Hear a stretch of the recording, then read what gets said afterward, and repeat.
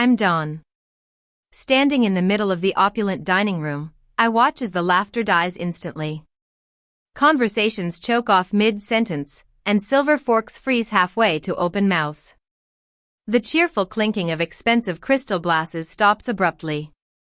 Every eye in the room locks onto me, and an absolute silence descends over the Thanksgiving table. It's a scene I've been waiting for, a moment when I finally take back the power that was stolen from me. But it wasn't always like this. I grew up in a wealthy family in the suburbs of Boston. My parents, Victor and Elise, were all about appearances. They were part of the high society crowd, always trying to impress their country club friends. My younger sister, Lily, was the golden child. She was beautiful, charming, and had a talent for socializing. I, on the other hand, was the serious one, the numbers girl. I worked long hours on Wall Street, building my career from scratch. For as long as I can remember, I've been the family's financial safety net. Whenever Victor and Elise's reckless spending caught up with them, or when Lily needed money for her latest business venture or luxury purchase, I was the one they turned to. I was like a walking ATM, always there to bail them out. One freezing Thanksgiving night, a brutal snowstorm delayed my arrival at our family estate. Instead of going through the front door, I approached the glass patio doors. Standing unseen in the bitter cold, I looked into the warmly lit dining room. Elise was raising a crystal flute of champagne to a table full of wealthy neighbors. "Thank God Dawn didn't show up," she laughed, her diamond necklace catching the light. "She always ruins the aesthetic of my dinners." Lily smirked and took a sip of her wine. "Don't worry, Mom. She's just a walking ATM anyway. We only need her card, not her company." That was the moment I felt a cold clarity wash over me. I realized that my parents were the worst investment I'd ever made. I pulled out my phone and dialed my lawyer, Ethan. "Bring the sheriff," I said into the receiver. "We're shutting this party down in 20 minutes. As I waited for Ethan and the authorities, I thought about all the times I'd been taken advantage of. 3 years ago, Victor came to me, pacing in my Boston apartment, begging for help. "Dawn, you have to help me. The hospital bills are piling up, and the insurance company denied the claim. If you don't wire the funds by Friday, they're going to place a lien on the house. Your mother will be destroyed if her friends find out we're struggling." I wired him $60,000 that same afternoon without asking questions. Later, I discovered that the hospital bill was only $12,000. The rest of my hard-earned money went to cover his reckless stock losses. He had looked me in the eye and weaponized his health to steal from me. Another time, Lily called me from a hotel suite in Miami, screaming, "You don't understand how the industry works, Dawn. My brand deals are falling through. I need this trip to save my career. You make a fortune playing with spreadsheets. Don't be so selfish. Stop suffocating my potential and just pay the balance." I paid the $45,000 credit card bill because Elise called me crying the next morning, accusing me of sabotaging Lily out of jealousy. I paid it just to buy a few months of peace, but peace was never their goal. Their goal was to leech off me while erasing my presence from their lives. I spent the last month investigating their financial activities. I found out about the maxed-out credit cards, the secret loans, and the forged signatures. I had all the evidence I needed in a thick envelope inside my heavy coat. Finally, the moment arrived. I pushed down the brass handle of the patio door and stepped inside the dim mudroom. The warm scent of roasted turkey and pine wood washed over me. I unbuttoned my coat, shaking the snow from my shoulders. I could hear the muffled sounds of arrogant laughter and clinking silverware echoing down the hallway. They were celebrating my absence, thinking they'd won. I walked methodically down the corridor, my heels clicking against the marble floors. With every step, I shed the identity of the financially abused daughter. I was no longer their ATM. I was the CEO of Eclipse Holdings, and I was here to collect everything. When I reached the heavy oak doors separating the hallway from the dining room, I heard Lily's husband, Ryan, making a toast. To our family, he said, and the room erupted in agreement. I placed both hands flat against the polished wood of the double doors, took a deep breath, and pushed them open with enough force to make the brass hinges groan. I stepped right into the middle of the dining room. Elise was the first to recover her composure. She forced a bright plastic smile onto her face and stood up, her silk dress rustling in the quiet room. "Dawn, darling," she chirped, her voice dripping with artificial sweetness. "We thought the snowstorm had completely trapped you in the city. What a delightful surprise. You're just in time for the main course." But her eyes were cold and devoid of warmth. They darted nervously toward the wealthy neighbors sitting across from her, silently begging them to ignore the tension. Lily scoffed and tossed her perfectly styled hair over her shoulder. "You completely missed the seating chart, Dawn. The table is entirely full. You'll have to sit at the children's table in the corner." A few of the guests chuckled nervously, staring down at their expensive china plates. I completely ignored Lily. Instead, I draped my coat over a spare wooden chair by the entrance and walked straight toward the head of the dining table. I reached out, picked up a heavy crystal decanter filled with expensive Bordeaux, and poured myself a generous glass. I took a slow sip, letting my eyes sweep over the terrified faces of my family members. I walked slowly around the perimeter of the table and stopped behind where Lily and Ryan were seated. Ryan shifted uncomfortably in his seat. His broad shoulders were tense, and his charismatic lawyer smile was completely gone. As he shifted his weight and rested his arm on the white tablecloth, the cuff of his expensive suit jacket pulled back slightly. The warm light from the crystal chandelier caught something metallic, sending a sharp gleam directly into my eyes. My gaze dropped to his left wrist. There, fastened securely around his wrist, was a vintage silver and gold Rolex watch. It was my watch, the one I'd reported stolen from my locked Boston apartment a month ago, shortly after Ryan and Lily had stayed there for a weekend trip. I knew that watch well because I'd accidentally scratched it against a marble countertop 2 years ago. I smiled. "That's a truly stunning timepiece, Ryan," I said, keeping my voice light and conversational. "The silver and gold contrast really suits your complexion. It looks remarkably like a vintage piece." Ryan puffed out his chest, misreading the situation. He thought I was trying to make peace. "Thank you, Dawn," he said smoothly. "Gordon actually gave it to me as an early Christmas gift. He said, a successful real estate lawyer needs a watch that commands absolute respect in the boardroom." I shifted my gaze to Victor. His face had turned a sickly gray, and his hands were trembling slightly as he gripped his heavy silver fork. "That's incredibly generous of you, Dad, especially considering the current dismal state of your retirement portfolio and those credit card bills you begged me to pay off last spring," I said. Victor stammered, dropping his fork onto his fine porcelain plate with a loud clatter. "Now, Dawn, let's not talk about family finances at the dinner table," he mumbled, refusing to lift his head and meet my eyes. I took another slow sip of my wine. "A small token, you say?" "That small token is a vintage Rolex. And it just so happens to look exactly like the one I kept in the locked velvet display case on my bedroom dresser.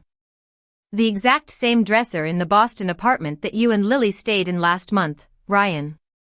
Ryan let out a loud, condescending chuckle. "Come on, Dawn. Don't be dramatic. There are thousands of vintage Rolex watches floating around the world. You can't seriously be suggesting what I think you're suggesting. We're family. You're embarrassing yourself in front of our esteemed guests." I smiled again, showing my teeth. "You're right, Ryan. There are thousands of them, but there's only one with a microscopic scratch right next to the Roman numeral 6 caused by a very clumsy collision with a marble countertop 2 years ago. And more importantly, there's only one with the specific serial number that I provided to the Boston Police Department when I filed a grand larceny report 3 weeks ago. I already gave the detectives the security footage from my building lobby showing you carrying a rather suspiciously heavy duffel bag out of my apartment on Sunday morning. I imagine the authorities will be very interested to know the stolen property has miraculously appeared across state lines strapped directly to your wrist. A collective gasp rippled through the dining room. The wealthy neighbors sitting adjacent to Ryan leaned away from him, pulling their chairs back slightly. Before Ryan could stammer out a legal defense, Elise stood up at the head of the table and struck a crystal champagne flute with a silver spoon. "Enough of this absolute nonsense," she snapped, her voice trembling with forced cheerfulness. "We will not have this lovely evening ruined by petty accusations and wild misunderstandings. I have wonderful family news to share." She took a deep breath and beamed at the remaining guests. "Lily and Ryan are expecting their first child next spring. And because we want our grandchild to grow up with the same wonderful memories and privileges that our daughters had, Victor and I have made a very important decision. We are officially stepping down as the masters of this beautiful Boston estate. We have legally gifted this entire house, the grounds, and the property title to Lily and Ryan. It is our legacy to them." The room erupted into genuine gasps. They were giving away a house they couldn't even afford to heat, a house I'd been secretly bankrolling for 3 long years, to the sister who despised me and the brother-in-law who robbed me. Lily wiped a single calculated tear from her cheek and turned her gaze toward me. "Don't worry, Dawn. We know you love coming up here to escape the noisy city. Ryan actually drafted a guest lease for you this morning. We're going to renovate the main house for the baby, but you can always rent the pool house from us during the summer holidays. We'll even give you a family discount on the monthly rate." I took a slow sip of my wine. "That's very thoughtful of you, Lily. A guest lease. How incredibly generous." Ryan, emboldened by my calm response, puffed out his chest and adjusted his silk collar. "Well, as a real estate attorney, I know how messy these family transfers can get if they're not handled correctly. I personally drafted the deed transfer and handled all the complicated title paperwork myself. I wanted to make sure everything was absolutely ironclad. No loopholes, no prolonged probate issues. The property is legally and permanently registered under our names as of yesterday afternoon. Free and clear." I looked at him and said, "Tell me something, Ryan. When you drafted this ironclad deed, did you just pull a standard municipal county search, or did you run a full comprehensive financial audit for secondary encumbrances?" Ryan rolled his eyes. "Stick to your corporate spreadsheets, Dawn. I'm a licensed real estate attorney in the state of Massachusetts. I know exactly what I'm doing. I personally ran the title company checks myself last week. The property is completely free and clear. There are no mechanic liens, no unpaid property taxes, and absolutely no encumbrances on the deed. It is a pristine title. You can't outsmart me in my own professional field. So, I suggest you stop trying to ruin your sister's special night." I replied, "It's a shame your client lied to you." I turned my gaze to Victor. "Did you tell him, Dad? Did you tell your brilliant, highly educated son-in-law about the secondary mortgage you took out 3 years ago?" The smirk vanished from Lily's face. Ryan uncrossed his arms, his brow furrowing in deep confusion. He looked at Victor, waiting for a quick denial, but Victor remained completely silent. I continued, "I'm talking about the $500,000 commercial loan you secured directly against the equity of this very estate. The loan you desperately needed to fund Lily's luxury fashion boutique. You remember that little business venture, do you not, Lily? The boutique that miraculously went completely bankrupt after only 6 months because you spent the entire operating budget chartering private jets to Paris and hiring celebrity photographers for your social media feed." Lily's mouth fell open in shock. She looked wildly around the room, her carefully constructed victim persona shattering into a million pieces. "Mom," she gasped, looking to Elise for help. "Tell her to stop making things up." Elise stared at Victor in absolute horror. "Victor, what is she talking about? You told me that money came from a private investor. You promised me you never touched the equity of the house." Victor finally looked up, his face a sickening shade of pale gray. Sweat was beading on his forehead despite the cool draft coming from the hallway. He opened his mouth to speak, but only a dry, rattling gasp came out. Ryan stood up abruptly, his chair scraping loudly against the hardwood floor. He slammed his hands down on the table, leaning toward Victor. "Victor, look at me. Is there an unrecorded secondary mortgage on this property? Did you sign away the equity of this house without disclosing it to me before I filed the transfer deed?" Victor squeezed his eyes shut and buried his face in his hands, letting out a pathetic, muffled sob. The absolute confirmation of his guilt hit the room like a physical shockwave. Ryan stumbled back slightly. If the house carried a massive hidden debt, he had not just accepted a free mansion. By legally rushing the title transfer into his and Lily's names, he had just personally assumed a massive, crippling financial liability. But the secondary mortgage was not even the best part of the story. You see, Ryan, a secondary mortgage only becomes a critical legal issue when the borrower stops making the monthly payments. And my father defaulted on that $500,000 loan exactly 8 months ago. The bank officially called the debt. Ryan's eyes widened in absolute terror. He stared at me, the blood draining completely from his face as the trap finally snapped shut around him.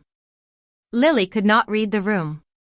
She stood up, her chair screeching against the floor, her hands balled into tight fists. "Why are you doing this, Dawn?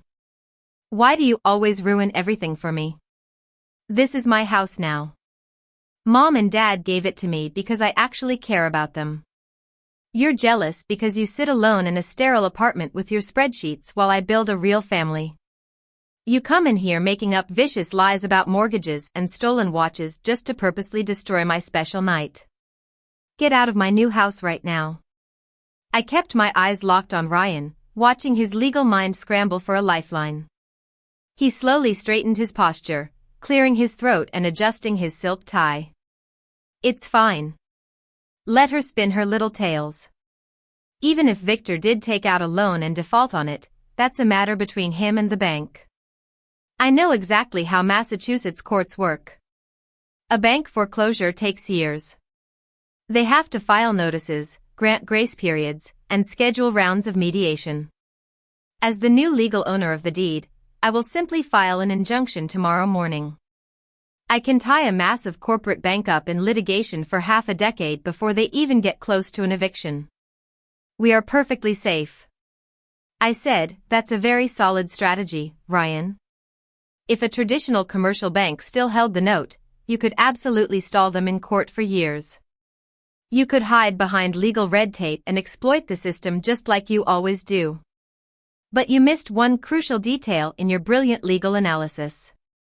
Big commercial banks absolutely hate carrying toxic debt on their books. They prefer to cut their losses and clean up their balance sheets quickly.